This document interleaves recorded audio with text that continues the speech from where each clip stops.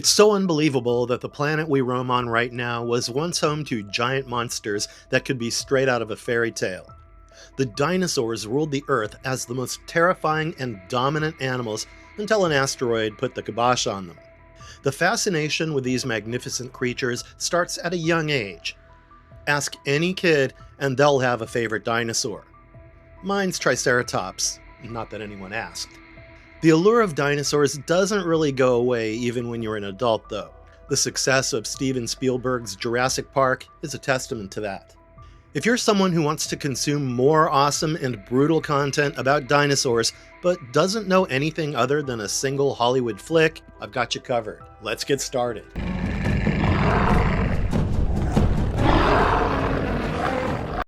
Turok, Son of Stone. Based on the comic books of the same title, Turok, Son of Stone tells the tale of the titular protagonist, Turok. Now, Turok is a Native American warrior whose life takes a turn for the worse when he encounters an enemy tribe bothering a girl from his tribe. He and his brother try to help the girl, and while fighting in a manic fervor, he almost kills his brother. The shaman of their tribe sends him into exile, and years later, his brother's son seeks him out to ask for his help. Turok's tribe had been nearly wiped out, and his brother was on death's door. Turok, now a powerful and fearful warrior, promises to take care of his brother's wife and son and avenge whoever did this to his tribe. The culprits are the same enemy tribe that he had fought years ago. During that fight, he, Chichak, the leader of the enemy tribe, his sister-in-law, and his nephew end up in the Lost Land, a place forgotten by time where prehistoric creatures still exist. This wondrous tale was directed by Dan Reba, Frank Squillis, Tad Stones, and Kurt Gita, and released in 2008.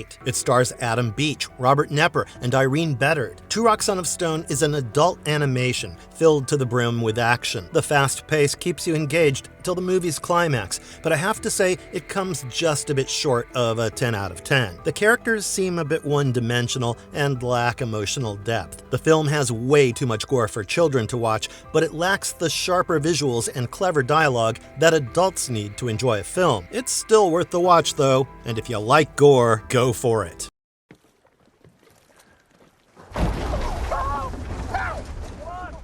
The Dinosaur Project. If you've ever wondered what would happen if the Blair Witch Project met Jurassic Park, the answer is the 2012 found footage horror film, The Dinosaur Project.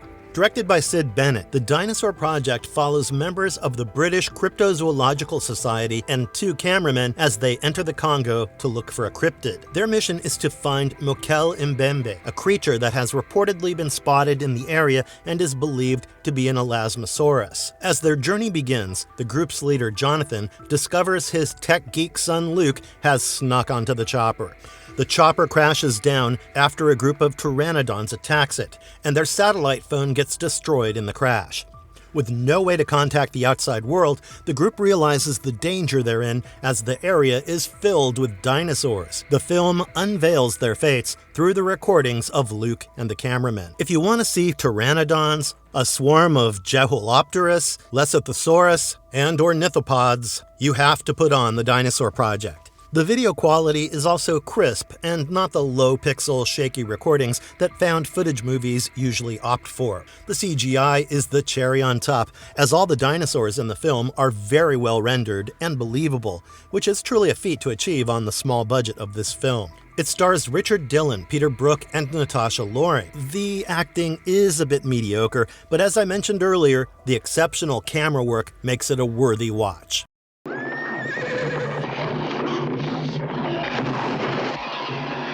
The Valley of Gwangi. Did you know the man responsible for the epic special effects in the original King Kong film, Willis O'Brien, had also planned a creature feature with an Allosaurus? Nothing much came of it though, and after he died in 1962, his mentee Ray Harryhausen decided to bring it to life by co-producing it.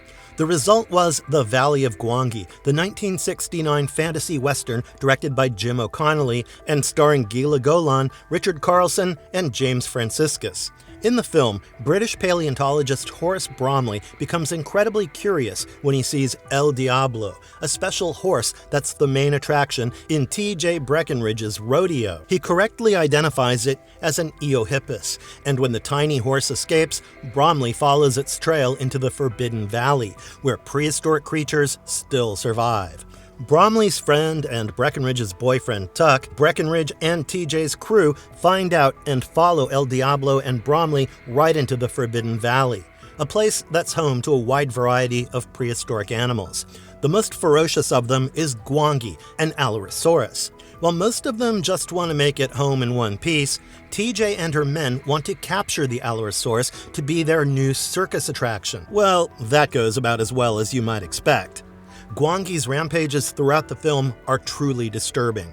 The perfect weird western with a cast that works well together, The Valley of Gwangi is for you if you're looking for something fun to watch that has great music and Harryhausen's incomparable special effects and animation.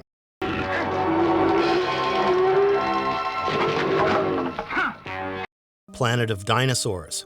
If you're a sucker for low-budget movies that leave you impressed, you should be watching the 1977 flick Planet of Dinosaurs, directed and produced by James K. Shea and starring James Whitworth, Pamela Bottaro, and Derna Wild. The Odyssey, a spaceship, experiences a mechanical failure and crashes on a planet several light years away from Earth.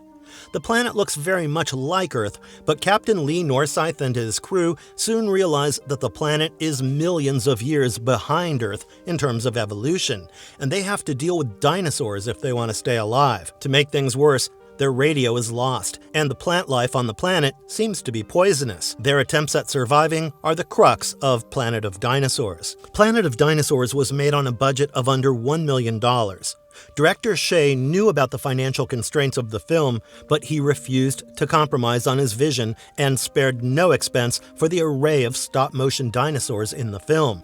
This meant that some cast members reportedly received deferred compensation, and family and friends of the cast and crew had to step in to help. The effort put into the dinosaurs is visible throughout the movie. The actors, however, don't quite perform up to the mark. The story's not strong and the dialogue is not memorable, but the dinosaurs do steal the show. This is the kind of bad movie you throw on for laughs, but end up appreciating the ingenuity of.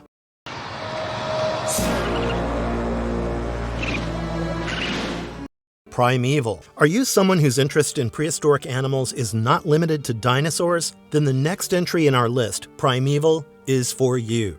This British show was created by Tim Haynes, the same guy who created the 1999 BBC program Walking with Dinosaurs, the most watched science program of the 20th century on British television.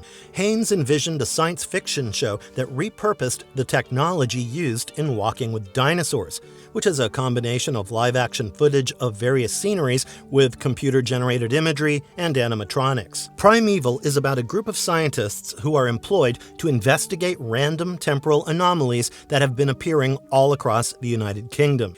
Because of these anomalies, creatures of the past and future enter the present. As the series progresses, the scientists have to not only stop these creatures, but also prevent a terrorist plot that could end the world. Tim Haynes co-created the series with Adrian Hodges, and the cast of Primeval includes Andrew Lee Potts, Douglas Henshaw, Hannah Spirit, and Ben Miller. When the show premiered in 2007, many dismissed it as a Doctor Who ripoff, trying to make money from its popularity. But soon, people began to appreciate the nuances of the show. Both critics and audiences could not get enough of it, and the show ran for 5 series and spawned an entire franchise.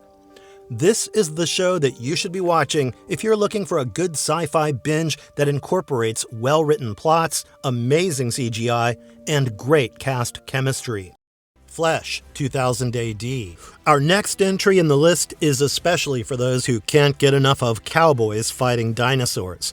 Flesh is a recurring story in the anthology comic 2000 AD, written by Pat Mills, the acclaimed godfather of British comics, who also wrote ABC Warriors, Charlie's War, and Requiem Vampire Knight, and illustrated by Joan Solis-Segales, known best as Bosch, whose work includes The Phantom and New Eagle. Flesh is set in the 23rd century, where mankind is surviving on mostly synthetic food, as poultry, cattle, and other animals we domesticated for food have been wiped out.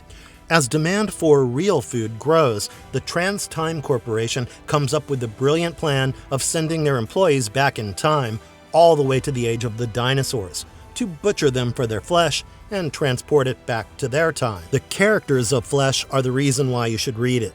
They're interesting, one-of-a-kind, and truly memorable.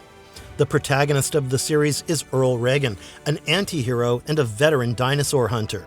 The most legendary villain in Flesh is Old One-Eye, the queen of a pack of tyrannosaurs who harbors a grudge against Reagan for gouging her eye out. There's a human villain too, called Claw Carver, known as such because his weapon of choice is a dinosaur claw that he cut off from a Deinonychus that chewed off his hand. Carver has a dino enemy too, a Nothosaurus called Big Hungry, who wants to avenge his babies that Carver killed. I'm only just giving you a hint of the rich storytelling and world building in these comics. If you like Flesh, you can see the dinosaurs in other comics too. For instance, the cloned son of Old One-Eye, Satanus, appeared in Judge Dredd, The Cursed Earth, and Golgotha. Satanus' son was seen in ABC Warriors, The Mechnificent Seven. Age of Reptiles.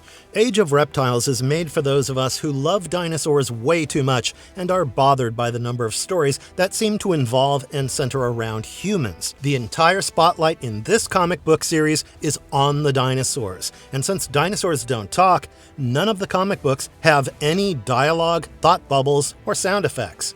An epic wordless narrative, Age of Reptiles consists of 4 series, each about a different dinosaur. The first series, Tribal Warfare, was released in 1993 and follows the conflict between a Tyrannosaurus called Blue Black and a pack of Deinonychus. While the second series, The Hunt, released in 1996, tells the tale of a young Allosaurus who has to brave life alone after a pack of Ceratosauruses kills its mother. 2 more series, The Journey and Ancient Egyptians, were added in 2009 and 2015, which focused on the migration of a large herd of dinosaurs in the North American Cretaceous forest that included Ornithomimus, Alamosaurus, Ankylosaurus, and Triceratops, and the story of a Spinosaurus in prehistoric Africa. Age of Reptiles is a really good choice if you're looking for a comic book series that you don't want to assign a lot of time or brainpower to. The series unfolds in front of your eyes like a silent film, and all you gotta do is follow along. It's created by Ricardo Delgado, a man who knows his trade. Delgado's worked in the animation department of Avatar: The Last Airbender, How to Train Your Dragon, and Minions, and as the storyboard artist in Tron Uprising, X-Men Origins Wolverine, and Evan Almighty. So you can be sure the man knows how to frame stories that give off Hollywood vibes. And if that's not enough to convince you to pick up this series, maybe this will. In 1997, Ricardo Delgado won the prestigious Eisner Award for talent deserving of wider recognition for his work on Age of Reptiles. Jurassic World: Chaos Theory. The problem with the Jurassic Park franchise is that somewhere in between, the dinosaurs lost their appeal, and each new addition to the franchise felt like another cash grab. They seem to have returned to their original roots, and the recent additions have actually been entertaining. I'm talking about the Netflix show Jurassic World: Chaos Theory. Released in 2024, the show was developed by Jack Stentz and Scott Creamer, and Creamer serves as showrunner with Aaron Hammersley. The show is set 6 years after Jurassic World Camp Cretaceous, where the Nublar 6, Darius, Kenji, Ben, Yaz, Brooklyn, and Sammy escaped Camp Cretaceous after the dinosaurs broke free. Now, the Nublar 6 are on a new adventure as they reunite to unravel a global conspiracy that threatens to wipe out not just dinosaurs, but humankind too.